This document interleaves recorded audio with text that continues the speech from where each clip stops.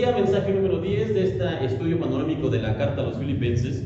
Y pues ya en las últimas semanas hemos estado estudiando esta carta, y a manera de repaso súper rápido, algunas de las cosas de las que hemos estado hablando en cada uno de estos sermones es, primero que nada, en el primer mensaje hablamos de la formación de la iglesia de Filipos, cómo es que Pablo llegó, cómo es que predicaron, quiénes fueron los miembros fundadores de esta iglesia. También hemos hablado de la importancia de orar por los demás, una mejor oración, decíamos.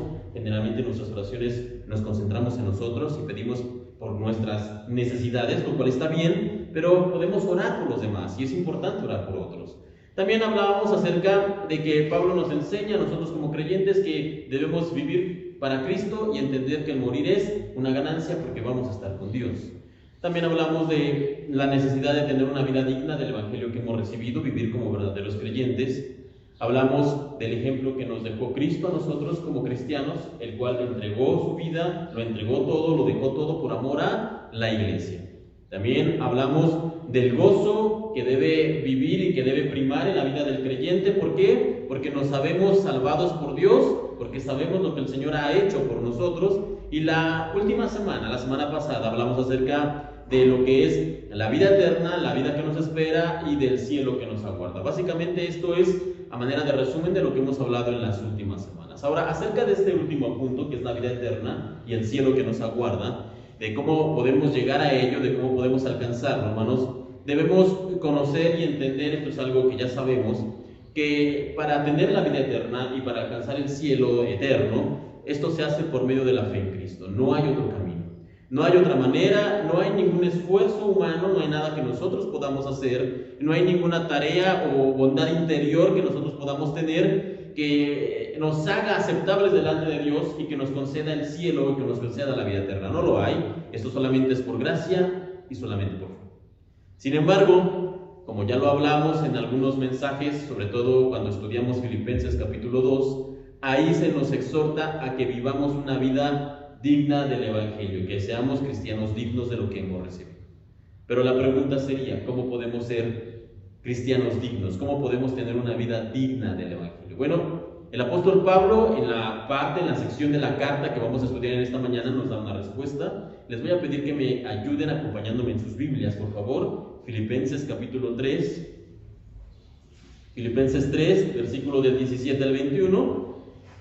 ¿Cómo podemos ser dignos del evangelio que hemos recibido? ¿Cómo podemos alcanzar la vida eterna y el cielo eterno? Bueno, esta es la respuesta de Pablo y en sí del Espíritu Santo inspirando al apóstol. Versículo 17 en adelante: hermanos, escribe aquí Pablo, sed imitadores de mí y mirad a los que así se conducen según el ejemplo que tenéis en nosotros.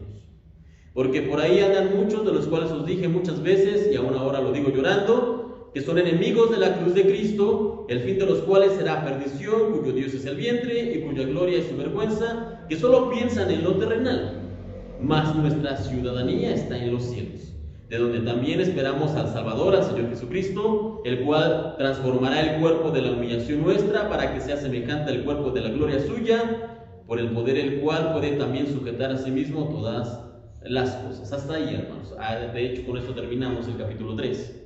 Y en estos versículos que acabamos de leer encontramos tres cosas. Encontramos un llamado, encontramos una advertencia y también encontramos un recordatorio, y vamos a abordar cada una de estas cosas: un llamado, una advertencia y un recordatorio. Y vamos a comenzar en esta mañana con la advertencia que nos hace el apóstol Pablo. Permítame leer rápidamente una vez más del versículo 18 en adelante: porque por ahí, escribe Pablo, andan muchos, de los cuales os dije muchas veces y aún ahora lo digo llorando, que son enemigos de la cruz de Cristo, el fin de los cuales será perdición, cuyo Dios es el vientre y cuya gloria es su vergüenza, y que solo piensan en lo terrenal. Ahora, ya en algunos versículos pasados, si no mal recuerdo, en el capítulo 2, Pablo nos hacía una advertencia en contra de estos enemigos de la cruz, a los cuales en ese momento llamamos los judaizantes. ¿Quiénes eran los judaizantes? Eran creyentes que habían creído en Cristo, pero que eran judíos y que estaban enseñándole a la gente que la cruz de Cristo, que el sacrificio que hizo el Señor, estaba bien para empezar, pero que no era suficiente. Que si la gente, los gentiles, querían seguir al Señor y ser buenos cristianos, tenían que sí creer en Cristo, pero también tenían que adoptar las costumbres y la vida judía. Por eso es que se les llama a los judaizantes, y le decían a la gente: no, tienes que cambiar tu forma de comer, tienes que hacer este y aquel rito, tienes que circuncidarte. En fin, les decían a la gente que tenían que comenzar a vivir cumpliendo los mandamientos de la ley de Dios. No obstante, hermanos, este grupo de los judaizantes que se menciona en versículos pasados no era el único grupo que se había formado en los primeros años de la Biblia, del cristianismo, sino que había otros grupos que tenían sus propias ideas, que tenían sus propios conceptos y que distorsionaban o incluso cambiaban o llegaban hasta negar algunas de las enseñanzas del Señor Jesucristo. Ahora, a todos estos grupos, los judaizantes y otros más, Pablo les llama de manera general los enemigos de la cruz de Cristo. ¿Y cuál es la advertencia que Pablo le hace a los creyentes que estaban leyendo esta carta y también a nosotros? Tengan cuidado. Y esto no es una advertencia menor, no es una advertencia pequeña, no es algo que querramos dejar pasar así como: bueno, está bien, Pablo, vamos a tener que cuidado, sino que realmente nosotros, como creyentes, debemos estar alertas. Ahora, algo que nosotros sabemos como cristianos muchas veces, pero que también muchas veces ignoramos, olvidamos o dejamos pasar por alto, es que estamos en una guerra, hermanos. Yo no sé si hoy se está enterando, pero si usted es creyente, si usted ha decidido seguir al Señor, seguramente ya lo sabía, estamos en una guerra. Y esta guerra no es una guerra terrenal, sino que es una guerra espiritual. La Biblia nos dice que cada uno de nosotros, si hemos decidido seguir al Señor y hemos tomado la cruz de Cristo, cada uno de nosotros entonces somos soldados de Cristo. Y la Biblia también nos invita a prepararnos y a estar siempre armados con lo que se conoce en la palabra como la armadura de Dios. ¿Ok? Algún momento más adelante vamos a hablar acerca de esto. Y también la Biblia nos advierte que nuestros adversarios no son de este mundo, no son carnales, sino poderosos, son espirituales. Por lo tanto, si nosotros estamos en una guerra, eso implica que deberíamos estar siempre alertas. Personalmente nunca he estado en una guerra, nunca he estado en combate, pero a pesar de que nunca he estado ni en una guerra ni en un combate, hay algo que sí puedo comprender y hay algo que sí me queda claro con el solo concepto de la guerra, y es que al estar en una guerra siempre hay que estar alertas, siempre hay que estar despiertos, siempre alguien tiene que estar vigilando. Un soldado que está en guerra, que está en acción, que está al frente, siempre debe estar listo para la batalla. Un fuerte, una guarida, siempre debe estar vigilada por alguien, por algunos soldados, porque si usted sabe, hay ciudades, en la historia nos enseña esto, hay ciudades enteras que tenían grandes murallas, que tenían defensas, que tenían ejércitos bien entrenados, pero que cayeron frente a sus enemigos. ¿Sabe solamente por qué? Porque los guardias se quedaron dormidos. Porque los que tenían que vigilar las murallas o porque los que tenían que vigilar las puertas se quedaron dormidos en la noche porque no pudieron velar durante 4 o 5 horas. El enemigo utilizó estas brechas, entraron por ahí y esas ciudades cayeron. Por lo tanto, una vez más, repito, nosotros como creyentes, al ser soldados de Cristo y al estar en una guerra, entonces debemos estar siempre alertas. Y en el caso que nos interesa en esta mañana, Pablo nos está invitando a estar alertas ¿ante qué? Ante las falsas enseñanzas, ante doctrinas equivocadas, ante todo esto que se va permeando en la iglesia, que la Biblia dice que está mal, pero que ahora se enseña que tal vez no esté tan mal, que tal vez podemos permitirlo, que tal vez podemos vivir de esta o de aquella manera, aunque la Biblia sea clara en estos puntos. En la época de Pablo, todos estos grupos intentaban confundir y engañar a los creyentes, y Pablo los identifica de una sola manera. A todos los mete en una misma bolsa, a los judaizantes, a los liberales, a todos los mete y les dice: todas estas personas son enemigos de la cruz de Cristo. Y esta descripción, hermanos, es bastante acertada, porque todos estos supuestos creyentes, al compartir sus enseñanzas falsas, lo que estaban haciendo es que estaban negando la suficiencia de la cruz de Cristo, que, como ya lo hemos dicho, es lo único que necesitamos creer para ser salvos. No hay más, hermanos. Estas personas, estos grupos agregaban cosas al evangelio. No, pero tienen que comer esto, tienen que guardar estos ritos, tienen que hacer esto. Enseñaban a las personas ideas equivocadas. No, es que Cristo cuando vino, le decían algunos, otros grupos, le decían, cuando vino no fue realmente en carne, Él era un espíritu que se manifestó, y había gente que creía esto. Y también les invitaban incluso a la inmoralidad a algunos de estos grupos. Decían, no, miren, ¿saben qué? Cristo cuando murió en la cruz salvó el espíritu, salvó nuestra alma. Por lo tanto, el cuerpo al final del día se va a perder, así que puedes hacer con lo que quieras con tu cuerpo. Si quieres tener 5 esposas, adelante. Si quieres ser inmoral, adelante. Si quieres vivir como un borracho, adelante. Porque al final lo que se salva, decían ellos, es el alma y el espíritu. El cuerpo se va a perder. Y así le enseñaban a la gente, y así había gente que lo creía. Estos grupos, como les decía, incitaban a la inmoralidad, a ideas equivocadas, enseñaban en resumidas cuentas un falso evangelio, y por tanto se les describe como enemigos de la cruz de Cristo. Por lo tanto, el apóstol Pablo le escribe a sus lectores, tengan cuidado. Ya se los había advertido, dice Pablo, y ahora se los repito, tengan cuidado, e incluso entre lágrimas escribe el apóstol, por favor, aléjense de estos grupos que enseñan falsedades. Sin embargo, alguno de ustedes podría estarse preguntando en esta mañana, bueno, ¿qué impulsaba a Pablo a escribir en contra de estos grupos y a decir a los creyentes que no se acercaran? ¿Acaso era algún caso de celos o envidia? Pablo se sentía mal porque ellos estaban siendo más populares, porque más gente los estaba escuchando. ¿Acaso, reitero, era el celo o la envidia de Pablo? Bueno, hermanos, Pablo nos da sus razones. De hecho, lo escribe aquí muy claramente. Una vez más, permítame leerlo, porque por ahí dice, andan muchos de los cuales os dije muchas veces, y aún ahora lo digo llorando, que son enemigos de la cruz de Cristo. Y aquí escribe su razón, Pablo. El fin de los cuales será perdición, cuyo Dios es el vientre y cuya gloria es la vergüenza, que solo piensan en lo terrenal.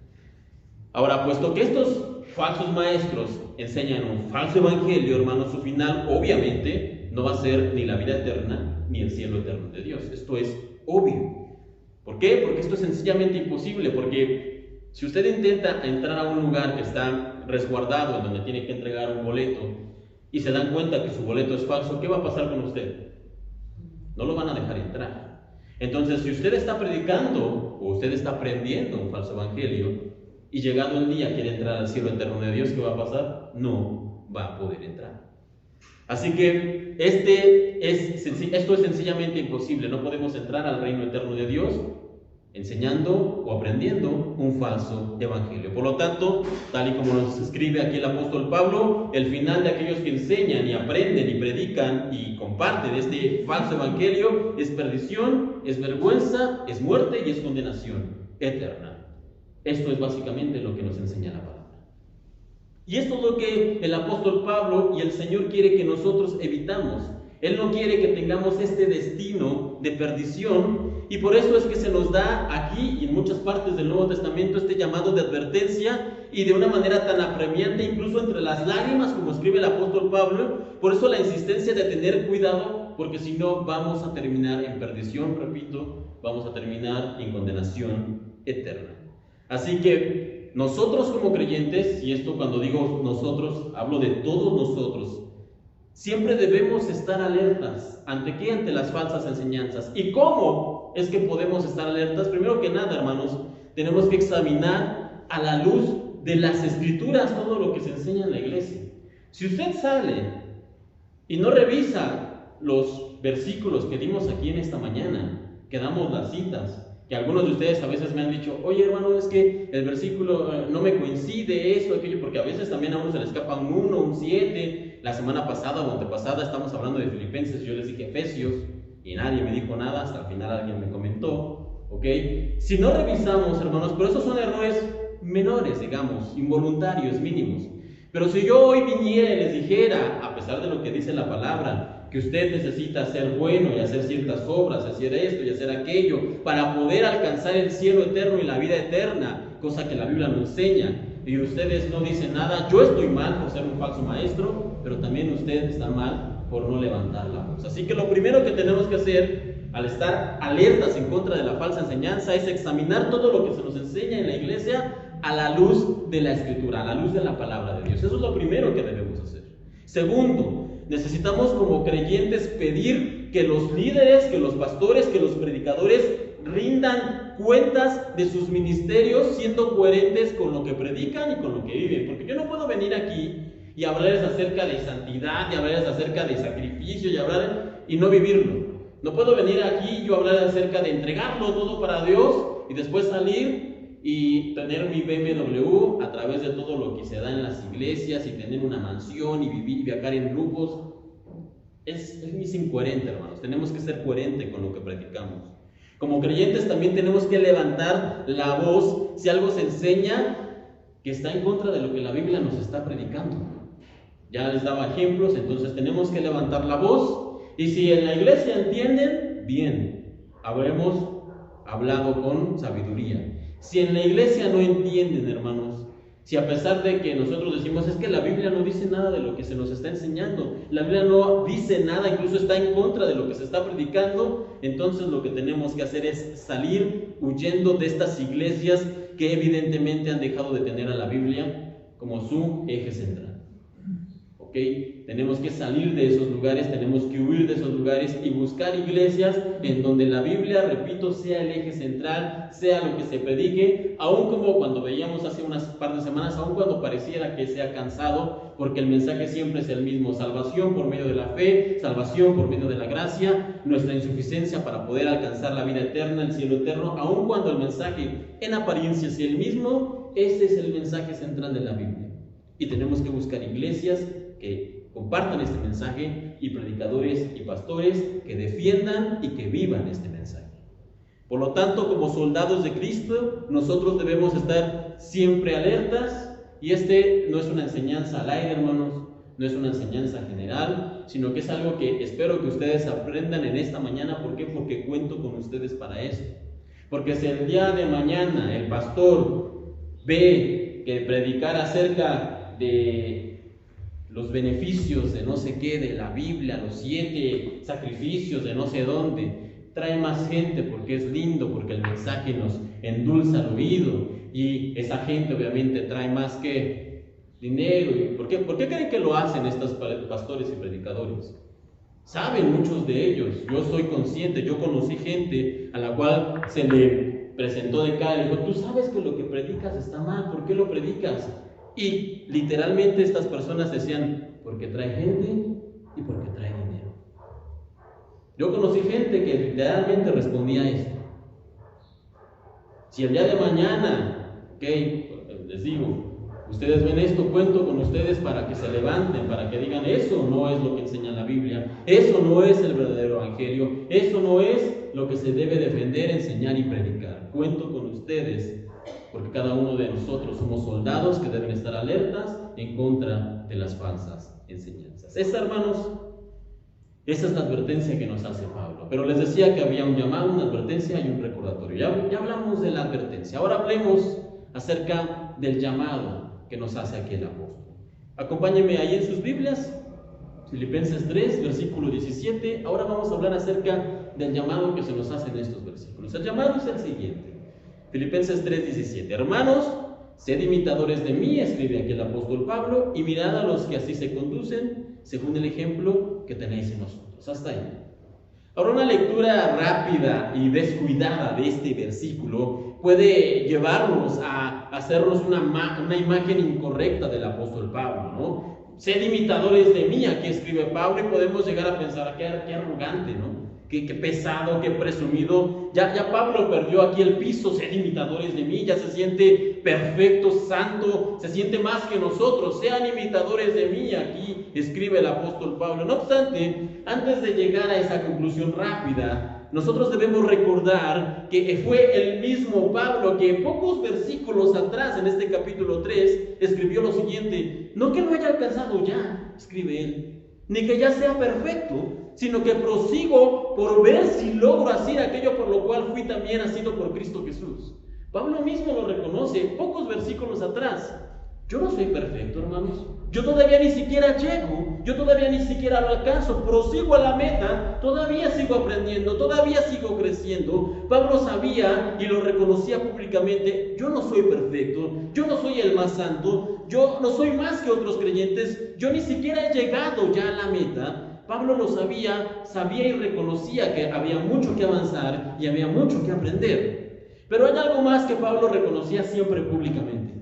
No vaya para allá, pero anote esta cita, 1 Corintios 11:1. Esto es otra cuestión que Pablo siempre reconocía en público. 1 Corintios 11:1. Y dice aquí: sed imitadores de mí, la misma idea, pero la complementa en esta parte. Dice: sed imitadores de mí, así como yo de Cristo. Así como yo imito a Cristo, escribe el apóstol Pablo. Y es que en cada ocasión que Pablo podía, él siempre le enseñaba a la gente que él vivía siempre para imitar a Cristo, que él vivía para imitar las acciones del Señor, que él vivía para imitar sus palabras, para imitar su vida, y que todo lo que él hacía, todo su trabajo y todo su ministerio era simplemente para cada día parecerse más al Señor Jesucristo. Esto todos lo sabían y Pablo siempre lo repetía y siempre lo repetía y siempre lo repetía a todos. De tal manera que cuando Pablo les escribe aquí a los filipenses: sean imitadores de mí, ya no complementa la idea. ¿Sabe por qué? Porque los filipenses ya sabían que Pablo pedía que fueran imitadores de él porque él imitaba a Cristo. Porque él siempre lo decía, él siempre lo reconocía y él siempre lo enseñaba: sean imitadores de mí, así como yo soy imitador de Cristo.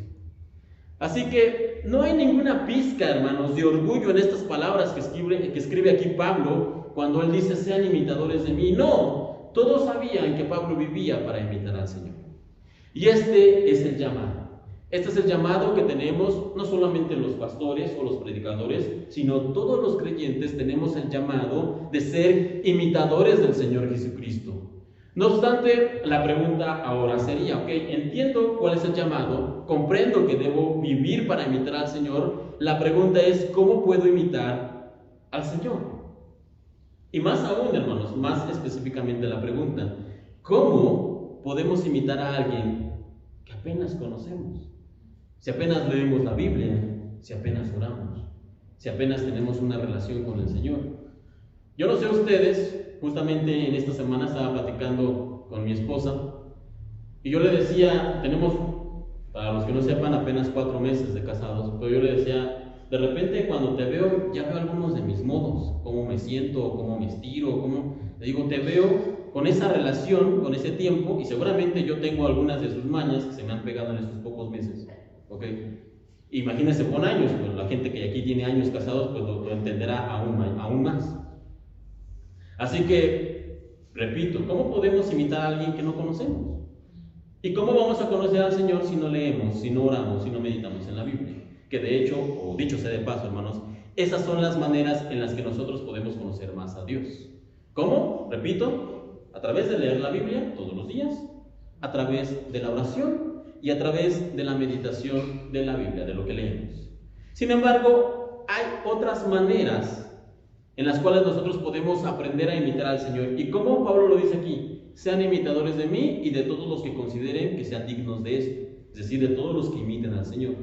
En otras palabras, otra manera en la que nosotros podemos conocer al Señor es a través de nuestros líderes en la iglesia, a través de los predicadores y a través de los pastores, pero ellos tienen que ser gente piadosa que realmente esté comprometida con imitar, con conocer y con imitar al Señor. Y a través de la vida de estas personas, por supuesto que nosotros podemos conocer al Señor. Sin embargo, hermanos, y esto no quiero que suene a manera de crítica, simplemente estoy señalando lo obvio, estoy señalando la verdad, lo que vemos hoy en día. Y hoy en día vemos a los líderes en las iglesias. ¿Y qué vemos? ¿A quién están imitando estas personas?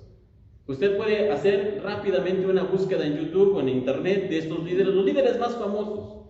Vea su forma de expresarse, vea su forma de vestir, vea su forma de desarrollarse, y podemos ver que hoy en día se visten como estrellas de rock, viven como millonarios, se expresan como políticos, son muy políticamente correctos en lo que dicen, no se quieren meter en broncas con nadie, actúan como estrellas de Hollywood, pero ¿saben qué no hay en ellos? ¿Saben qué no hay rastro?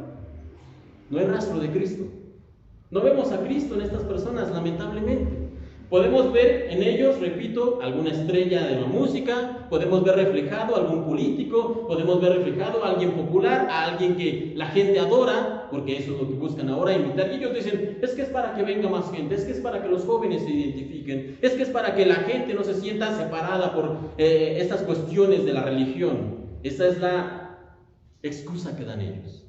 Pero repito, vemos mucho de la cultura popular reflejada en su manera de vestir, de actuar, de expresarse, pero no vemos a Cristo. ¿Y qué podemos hacer? Bueno, lo primero que podemos hacer, mis hermanos, es orar por ellos. Tienen tantos seguidores, tienen tantas personas que los identifican, tienen tantas personas que los conocen, que debemos orar para que ellos recuerden que deben parecerse no al político de moda, ni al cantante de moda, ni al actor más importante de la generación, sino que deben parecerse a Cristo. Debemos orar por ellos para que recuerden que ellos deben imitar a Cristo para que la gente los imite a su vez a ellos. Eso es lo primero que podemos hacer. Pero mientras oramos y mientras esperamos que ellos entiendan, recuerden y recapaciten, hay otras dos cosas que tenemos como opción para hacer, hermanos. Hay otras dos cuestiones que podríamos hacer. La primera, hermanos, es la más fácil. Lo primero que podríamos hacer es no hacer nada, conformarnos con orar. Está bien, es algo, es un avance, es correcto, pero podemos conformarnos con orar. Yo voy a orar por ellos, por esos líderes, pero al final de cuentas realmente no voy a hacer nada más. Y hay un episodio que nos habla acerca de lo que puede pasar cuando no hacemos nada más que, entre comillas, orar. Y es un episodio bastante triste en la Biblia. No busque el pasaje, pero anote esta cita en Ezequiel, en el Antiguo Testamento, el libro del profeta Ezequiel, capítulo 22. Y el pueblo de Israel se parece en muchas ocasiones, o más bien nosotros nos parecemos en muchas ocasiones al pueblo de Israel. Si usted ha leído el Antiguo Testamento, se dará cuenta que la historia del pueblo de Israel es una historia de ascensos y caídas.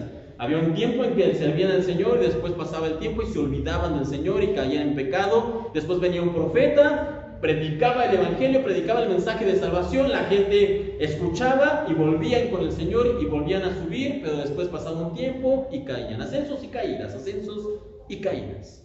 Pero hubo una ocasión, esta historia, les digo, es bastante triste. Hubo una ocasión en la que el Señor ya veía que el pueblo estaba caído, veía que el pueblo necesitaba a alguien que fuera y que les anunciara el mensaje de salvación, a alguien que predicara, a alguien que les recordara el servicio.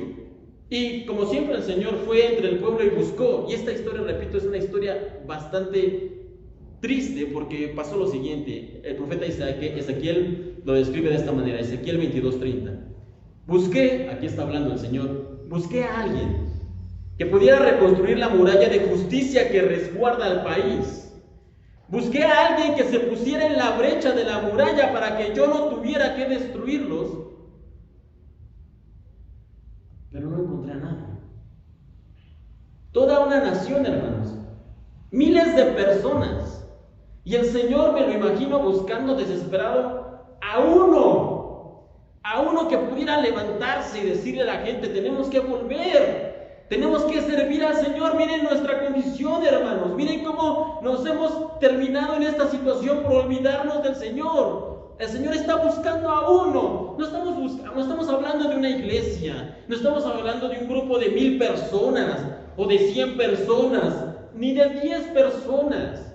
Dice aquí que el Señor estaba buscando a uno, solo uno que se pudiera levantar y ponerse en la brecha y ponerse como muralla entre el pueblo y la destrucción. Y el Señor dice que no encontró ni uno. Por eso la importancia, como les decía hace un momento atrás, de que cada uno de nosotros se levante si es que vemos que algo en la iglesia se está desviando, si es que vemos que algo que se está predicando no está conforme a la palabra de Dios. Pero el Señor dice que buscó en esta ocasión, en este tiempo en particular, a uno y no lo encontró. Eso es lo que pasa cuando no hacemos nada. Les decía que había dos opciones. La segunda opción es completamente lo opuesto.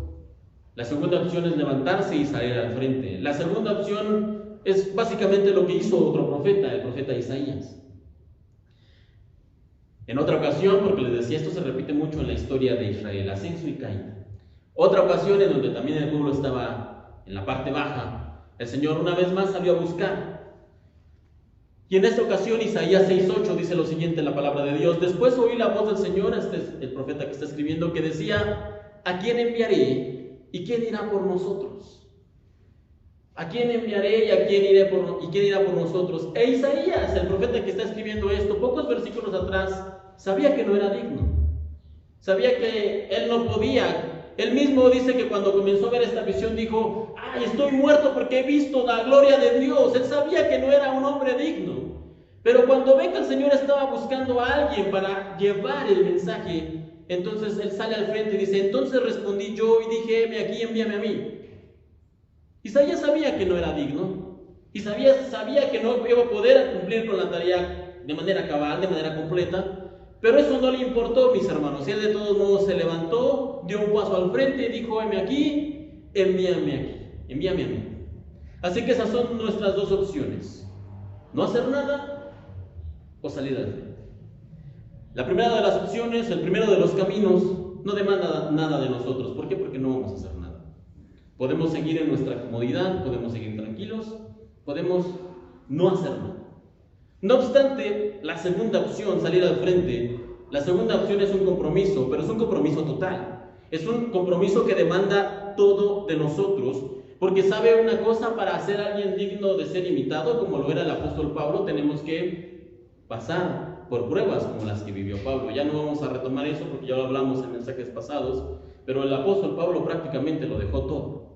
Y si usted quiere, como este segundo ejemplo, ser alguien digno de ser imitado en el camino del Señor, entonces debemos hacer sacrificios, debemos comprometernos con todo, debemos muchas veces dejarlo todo atrás.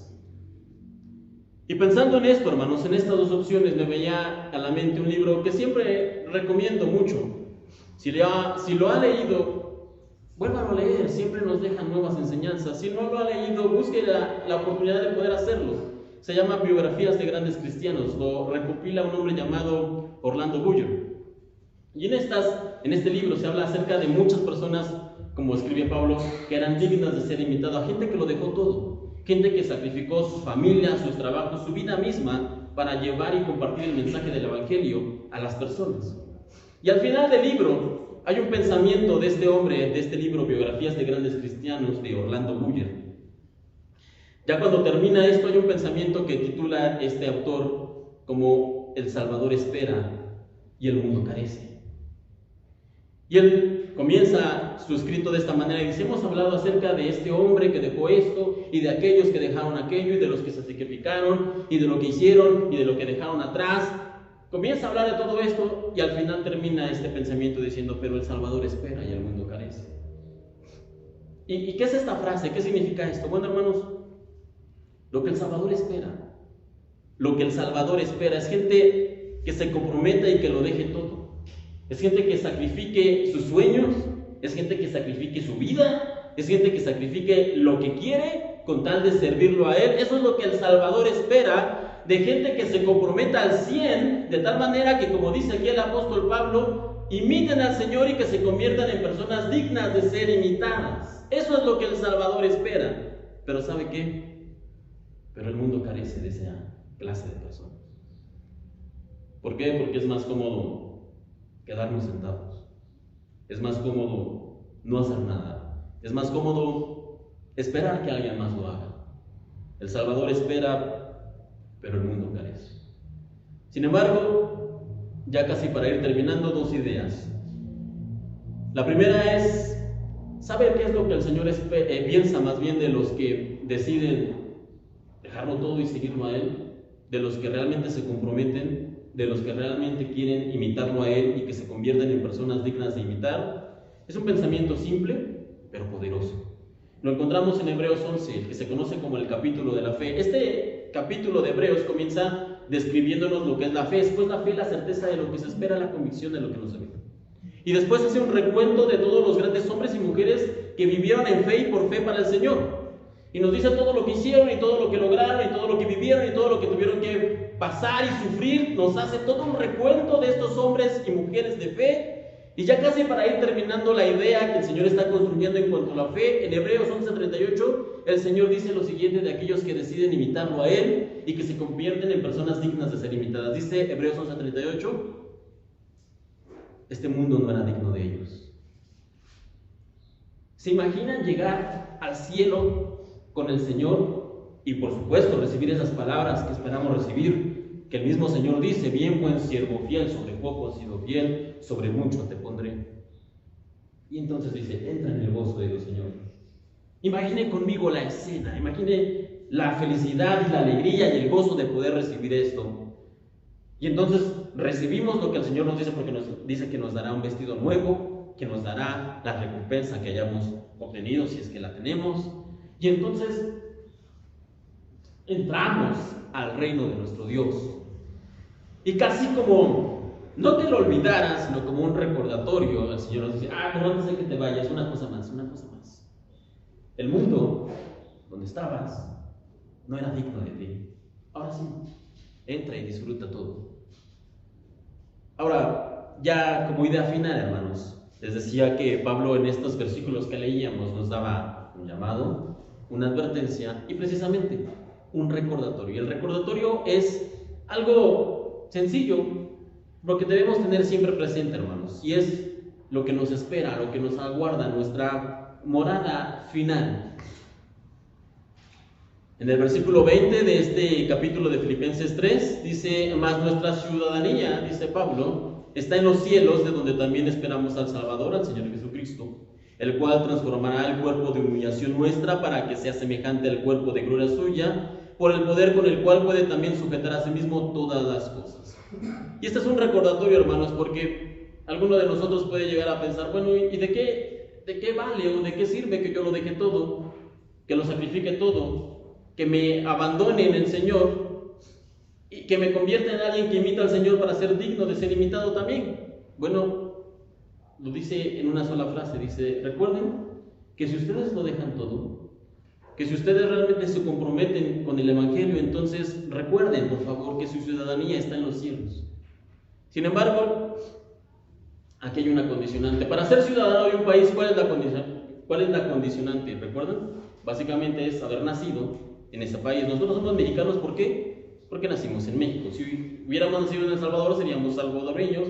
Si hubiéramos nacido en España, seríamos españoles. Básicamente esa es la condicionante. Hay una condicionante y también hay cambios de ciudadanía, ¿no? Pero uno no llega, por ejemplo, no sé, a Francia y dice: oye, yo quiero hacerme ciudadano francés y listo, ya está. No. Hay una serie de requisitos que deben cumplirse. Desconozco en Francia cuáles sean, pero generalmente son: bueno, tienes que haber vivido en ese lugar cierta cantidad de años, y tienes que tener un trabajo estable, y tienes que tener esto, es requisitos, ¿ok? Pablo dice aquí: nuestra ciudadanía está en los cielos, ¿sí? Ese es nuestro destino final, lo que nos aguarda, hermanos. Pero necesitamos obtener esa ciudadanía. Y esa ciudadanía no se obtiene simplemente porque yo la deseo. No, se obtiene por la fe y se obtiene por la gracia de Dios, sí. Pero una vez que la hemos obtenido, hermanos, nosotros tenemos que corresponder ese regalo que nos ha sido dado. ¿Y cómo lo correspondemos? Convirtiéndonos, en imitadores de Dios. Convirtiéndonos en imitadores de Dios. Porque solo aquellos que imitan al Señor, como lo hacía Pablo, como lo hacían tantos hombres en la Biblia y después, como espero que nosotros lo estemos haciendo, solamente los que imitan al Señor han de ser considerados verdaderamente ciudadanos de su reino. Solamente los que imitan al Señor. Por lo tanto, lo que nos queda a nosotros es orar para que Dios nos dé la fuerza y nos capacite para poder elegir ser esas personas que lo imitan, ser dignos de ser llamados imitadores de Dios. Con esto en mente, hermanos, vamos a terminar en esta mañana. Les voy a pedir que cierren sus ojos y vamos a orar. Bendito Dios, te damos muchas gracias en esta mañana por tu palabra, y en este momento te pedimos solamente una cosa: que nos ayudes a poder imitarte. Y para poder imitarte necesitamos conocerte, y para poder conocerte necesitamos relacionarnos más contigo. Y la única manera de hacer esto es a través de la Biblia, la lectura, la oración y la meditación de tu palabra. Y ciertamente a veces no nos da el tiempo, a veces las ganas nos faltan, a veces siempre hay algo que nos obstaculiza, que nos impide, que nos distrae, Señor, pero en esta mañana queremos pedirte que tú nos ayudes a buscar tiempo, a tener energía, a quitar distracciones, incluso a hacer sacrificios, porque muchas veces esto implicará no hacer alguna actividad o saltarnos algún tiempo o buscar incluso el aislamiento, pero que nos des la fuerza y la energía para poder conocerte más, porque cuando hacemos esto, cuando te conocemos más de cerca, entonces nos vamos a convertir poco a poco en imitadores tuyos. Y si nos tomamos realmente en serio esto, llegado el tiempo, llegado el momento, entonces habrá otros que puedan imitarnos. Pero cuando eso suceda, Señor, por favor, ayúdanos a ser personas dignas de ser imitadas. Que el orgullo no invada nuestra mente y corazón, que no nos desviemos del camino y que siempre tengamos temor y temblor a ser personas que te sigan a ti, porque sabemos que hay otros que vienen detrás nuestros siguientes. Es lo que te pedimos ahora, Señor. También nos ponemos en tus manos en esta semana, en el regreso a casa, en estos días. Te damos gracias, Señor, y una vez más te pedimos, ayúdanos a poder imitarte, ayúdanos a poder conocerte y ayúdanos a ser personas dignas de ser imitadas porque te seguimos. En el nombre de tu Hijo, el Señor Jesucristo,